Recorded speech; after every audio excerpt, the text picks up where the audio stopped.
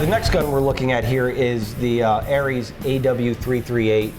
And this is probably another one of those somewhat iconic looking I think rifles, although a more modern design. Yeah, the L96, 338 design. I mean, you see a lot of these out there, a lot of spring-powered ones. But this one in particular is a gas sniper rifle, so it's going to hold gas and BBs in the magazine, and it's just going to have a much smoother bolt. And to a lot of people, I think that's the appeal of the gas sniper rifle, is that the bolt's easier to operate. It's going to be quieter, and in general, it's just, I don't know, people think it's cooler. It's a faster action for a bolt action because you're not pulling a spring back and trying to charge a spring. In fact, with a gas sniper, you only have to move the bolt back a short distance, maybe 2 or 3 inches, in order to fully cycle it in and get another BB into it.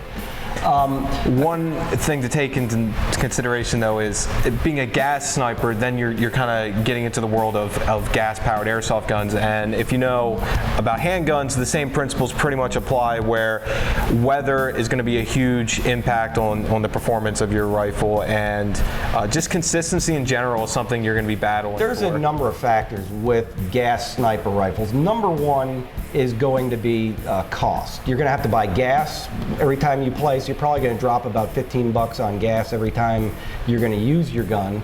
The cost of additional magazines are triple, what you're going to pay for a regular sniper rifle, probably even maybe up to 10 times. In the case of these are $40 to $60 depending on where you buy them from, so they're a bit pricey. Gas guns are also just a general pain in the neck when it comes to maintenance. They have a lot of little fittings inside of them, O-rings that tend to leak from time to time, so you're constantly, to me, with gas guns, you're constantly fiddling with them, trying to get them to work properly. So you need to take that into consideration. If you want a gun that's going to be 100% useful all the time and be online every time you want to use it, this might not be the best choice, because this gun, it may let you down. It's let me down a few times when I thought it was going to work.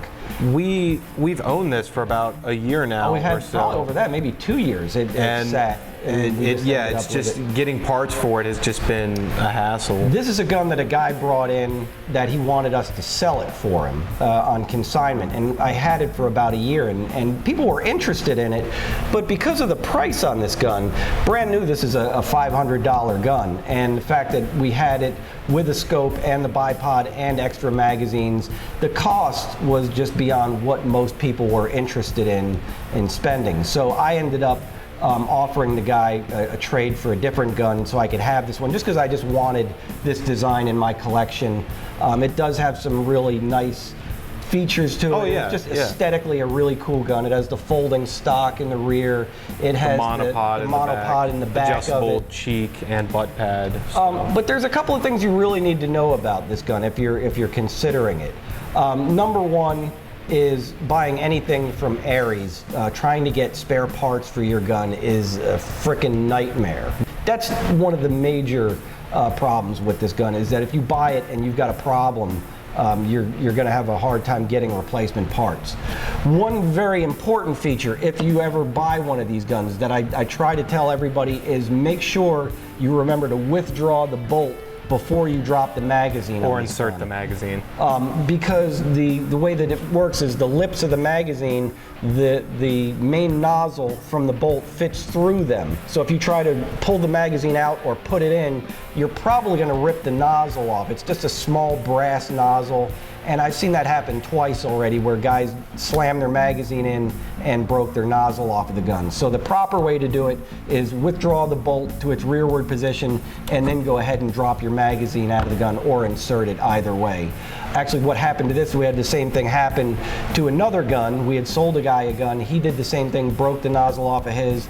So I sold him the nozzle off of mine, and I ended up re-brazing the broken one and putting it back on here, because we tried to find, once again, a replacement part and had absolutely no satisfaction with the manufacturer. So I would be very I would be very skeptical if I was thinking about purchasing any of the products from ARES, because of that reason, that they really offer really rotten customer service. Just going back to just the rifle itself, It's heavy.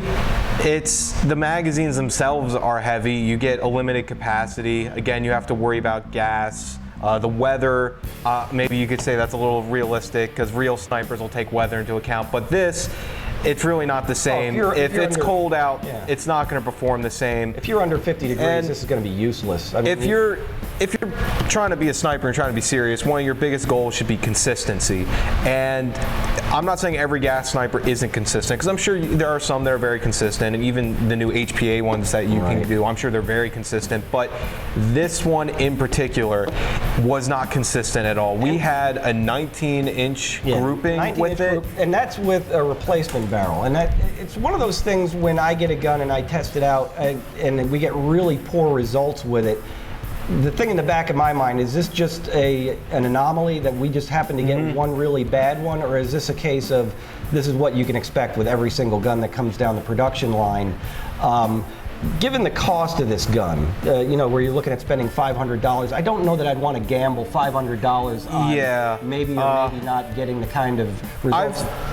I've got a mentality of benefit of the doubt a lot of the times where I say, maybe this is a lemon, maybe, we've just had terrible luck.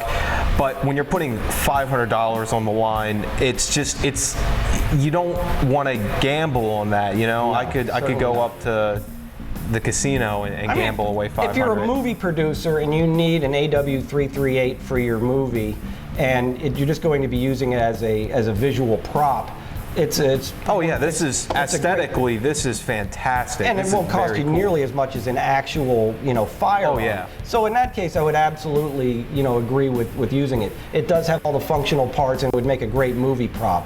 If you're looking for this to actually play airsoft in a practical sense, you're going to be somewhat disappointed. It's got poor accuracy. It's very heavy, and you're going to be limited because of the natures of gas. Even the FPS, we were having weird readings with. Oh yeah. Online, it's advertised as about 350 to 380 or so. And when we just chronoed it, we chronoed it this morning just to double check. We were getting average of 450 to 460 FPS, but we had one or two that went up to 500 FPS.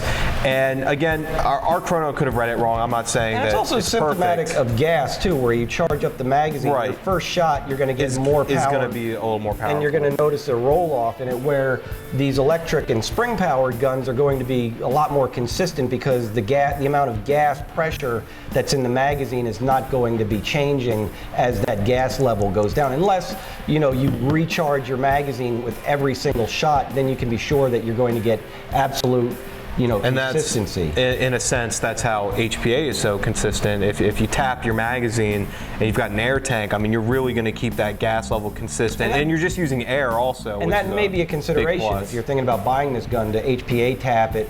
The problem is that the valve is on the top of it, on the inside of it, so you would have to have it drilled out from the bottom and retapped, so it would take a little bit of doing. So you're going to spend $500 on the gun, and then more money on a tank. Maybe you've already got a tank, but either way, you're going to have to HPA. I just don't recommend it personally. Not my first choice once again. So kind of poor accuracy, very hard to get parts for, and it's just a gas gun, which I don't want to hold that against it, because I personally like gas guns. Oh, they're fun. They're a lot of fun. If you're our average guy that's out there that's playing airsoft, I generally try to dissuade most people from gas guns unless you're fully prepared for all of the responsibilities that come with gas versus spring. Right. If you're an expert and you want to buy, a gas rifle or something, and you've been playing airsoft forever and you want the realism, then I say go for it. They're a lot of fun. We have a few behind the counter, and we love playing with them.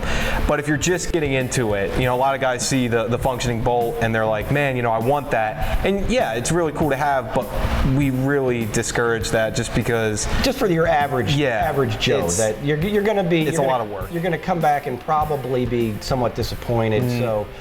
And that's sort of the process when we're selling people guns, is try to figure out where they stand as far as in their ability and what they're doing in airsoft, that if they're brand new to the sport, you really don't want to be putting a gas gun in their hand. You want to give them something that's going to be consistent, that they're going to like. And then if you want to buy a second gun or a third gun, or in our case, a 50th gun, this might be something you may want to consider.